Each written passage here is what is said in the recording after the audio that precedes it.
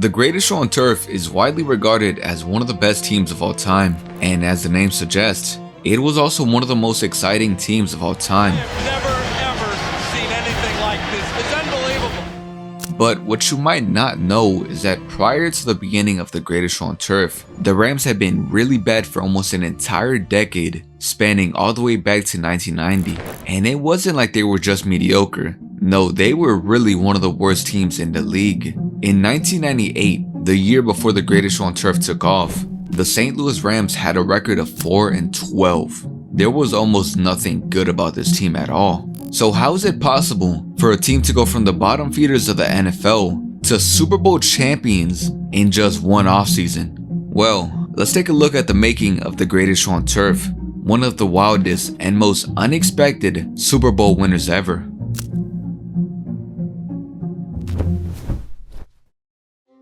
In 1989, the Rams made it to the NFC Championship, where they proceeded to get blown out 30-3 by the 49ers, the team that would eventually and almost inevitably win the Super Bowl. Unfortunately, this would mark the beginning of bad times for the Rams. In the 1990 season, the Los Angeles Rams ended the season 5-11, a serious downgrade from their previous 11-5 season, and this continued for almost an entire decade. The Rams organization was also facing financial problems and ended up relocating to St. Louis in 1995.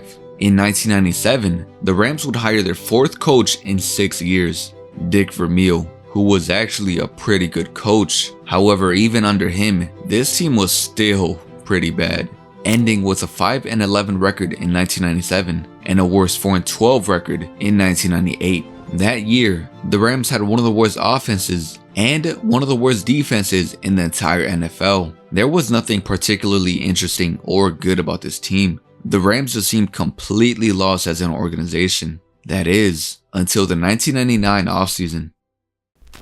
The Rams had big holes on the team. The running back room was horrible. The Rams rushing leader in 1998 only racked up a measly 300 yards. So they went out and traded with the Colts to get running back Marshall Faulk. The receiving core was pretty thin, with Isaac Bruce being the only really good receiver. However, he only played in 5 games in 1998 due to injuries. So the Rams drafted wide receiver Torrey Holt with the 6th overall pick in the 1999 draft. The last hole on the offense was that the Rams really didn't have a quarterback. They had Tony Banks, who in 1998 threw 7 touchdowns and 14 interceptions.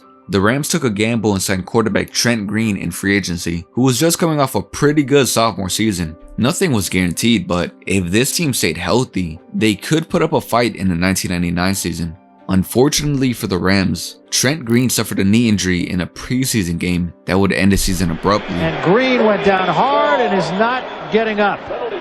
And that looks bad. Leaving only one player to take his spot, his backup quarterback, Kurt Warner. But let's talk a bit about Warner first. In the 1994 draft, Kurt Warner was a quarterback from Northern Iowa, coming off 5 years in college where he spent most of his time on the bench. Obviously, it's no surprise that he went undrafted. The Packers did give him an opportunity, but he was cut prior to the 1994 season. Most people's NFL dreams would have died right there. Kurt Warner ended up being forced to get a job at a local grocery store for minimum wage, but Warner still had some hope that he could one day play for the NFL, and so, in his free time, he would continue to train. His dedication ended up getting him a quarterback spot in the Arena Football League, where he quickly became one of the best players in the entire league. He played in the AFL for 3 years, and just like that, he was considered one of the best AFL players of all time. In 1997, Warner would get a shot in NFL Europe, which at the time was the NFL's minor league, and even there he was one of the best players. It was evident Warner was pretty good, and he at least deserved a chance. In 1999, after Trent Green went down, he would finally get his opportunity, and looking back at it now, it is genuinely bizarre how Kurt Warner went from being not good enough for even a practice squad in 1994 to becoming an absolute force in 1999. Week 1 of the 1999 season would have the Rams facing the Baltimore Ravens. In Warner's NFL debut, he would throw for 309 passing yards, 3 touchdowns, and 2 picks, and the Rams would dominantly win 27-10. Kurt Warner's debut was incredible not just for his standards, but as an NFL quarterback in general. But it wasn't without the help of a really good team. First off, the Rams had a really good O-line. The superstar of the O-line was Orlando Pace, a Hall of Fame offensive tackle. They also had really solid linemen like Adam Timmerman. Running back Marshall Faulk was in his prime when the Rams traded for him, and all it cost them was some 2nd round and 5th round picks. He was a beast, and the receiving core was just a cherry on top. A prime Isaac Bruce and rookie Torrey Holt, 2 Hall of Fame caliber players. Fortunately for the Rams and unfortunate for everyone else, this first game wasn't just a fluke.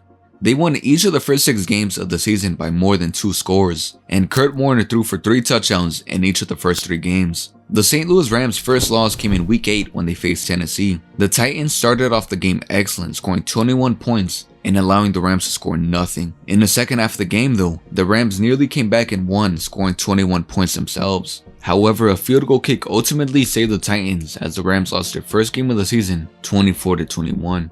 Now the Rams didn't bounce back like everyone thought they would the next game. The now 6-1 Rams would be taking on the 5-2 Detroit Lions. In a game that went back and forth, the Rams fell short yet again, this time 31-27. In the following week, Week 10 versus the Carolina Panthers, the Rams would make a statement and blow out Carolina 35-10. This marked the beginning of a winning streak, dominating the 49ers, the Saints, the Panthers again, the Saints again, the Giants, and the Bears. It was only until the last game of the season where the Eagles beat the Rams and broke their winning streak. However, the Rams had already clinched the first seed, so this game meant nothing.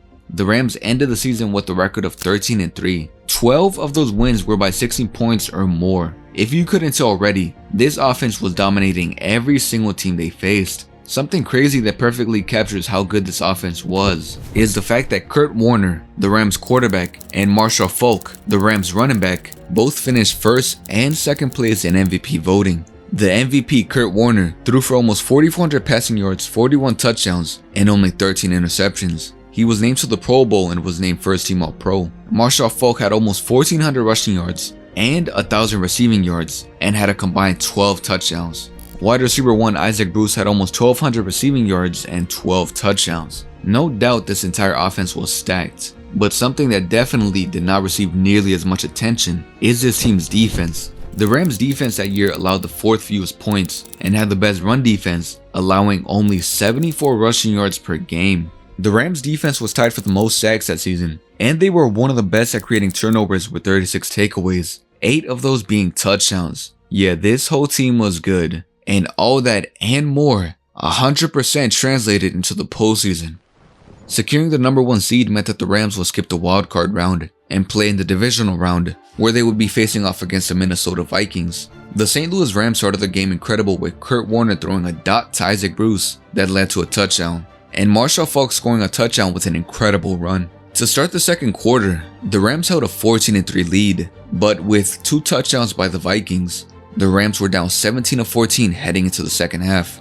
Up to this point, this game was close. Both teams were going back and forth, but that wasn't the case in the second half. A 95-yard kickoff return touchdown by the Rams to start the second half began a series of touchdowns. The Rams scored 35 points in the second half. The Vikings did score 3 touchdowns of their own in the fourth quarter, but it was too little too late. The Rams ended up winning 49-37. The Vikings never had a chance of outscoring this Rams offense. Kurt Warner had one of the best playoff performances ever by a quarterback, completing 27 of his 33 passes for almost 400 yards and 5 touchdowns.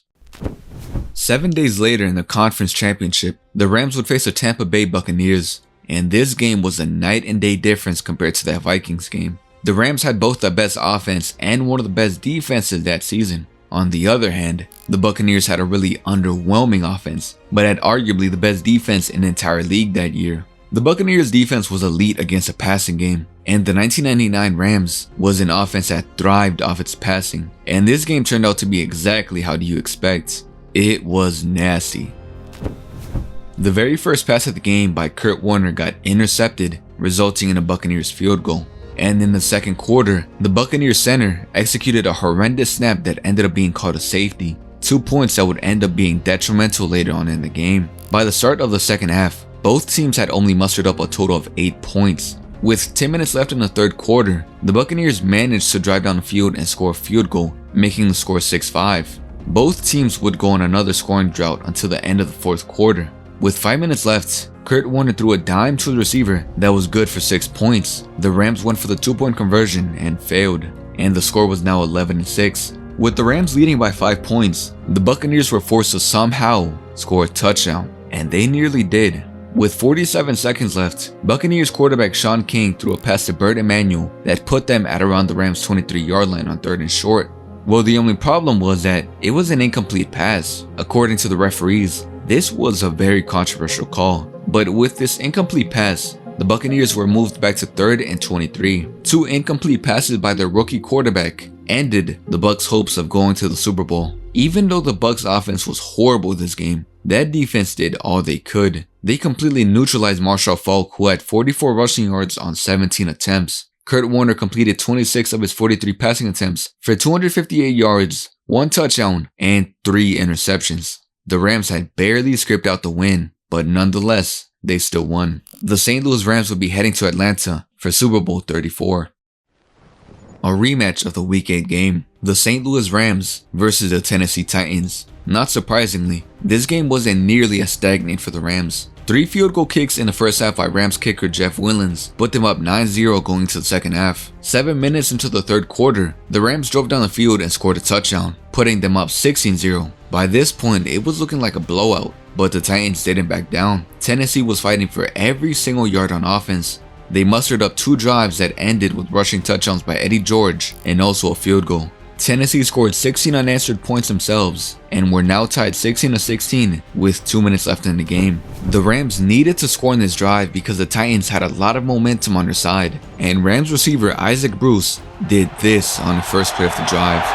Going deep downfield, adjusting for it is Isaac Bruce, and Isaac Bruce threads his way for a touchdown.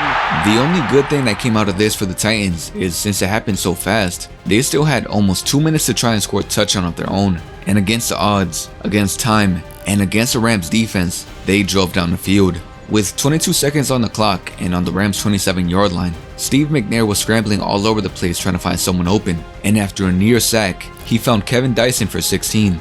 And with 6 seconds left, Tennessee used their final timeout. They had time for one more play to score a touchdown. In regulation, it is caught by Dyson. Can he get in? No, he cannot. This play is known simply as the tackle.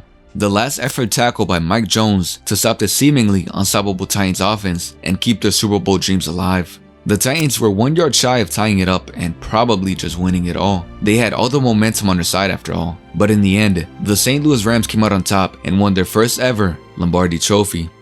The greatest show on turf spanned from 1999 to 2001, but 1999 is the only season where they won a Super Bowl. Who would have expected that a backup quarterback would be MVP caliber after working at a grocery store just 5 years prior? Who would have expected Kurt Warner from Northern Iowa would be able to lead the St. Louis Rams to their first Super Bowl in franchise history in just his first year?